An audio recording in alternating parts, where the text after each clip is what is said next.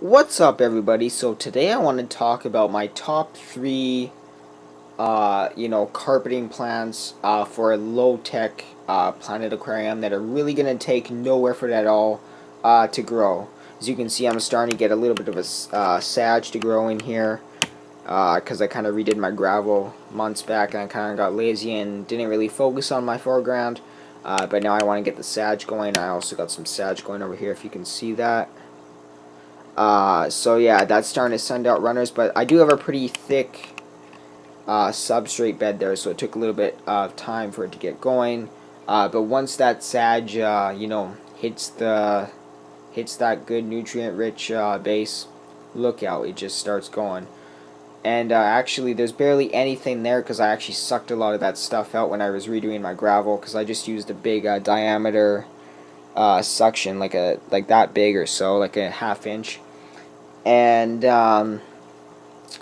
it sucked a lot of that out because I was redoing the gravel. So there's not much there. That's how hardy it is. It doesn't really need too much to survive and flourish for you. So I'm just gonna grab these three plants and show you what how I keep them, and or not really how I keep them, but just show them to you and talk about them. So I think I'm just gonna start with this one, the crypt. Let's see if I can hold on, folks. Here we go. Here's a nice view of it. So you can get lots of different sizes and varieties of crypts. This is just a little runner from my crypts. They kind of stay small when they go runners. But you can see the nice healthy roots, and they also have like this little bit of like a rhizome type thing, if you can see that.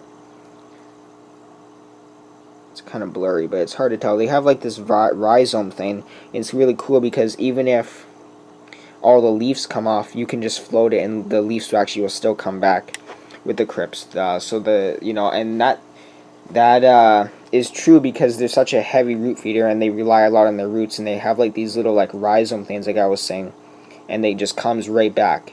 So that's a good tip for you all. But you can get lots of different sizes and varieties, and I really like this as a foreground to midground plant, just because it's such a low light plant, and it does so well, and it gives you this nice red coloration. It just looks really nice. So that's one of them.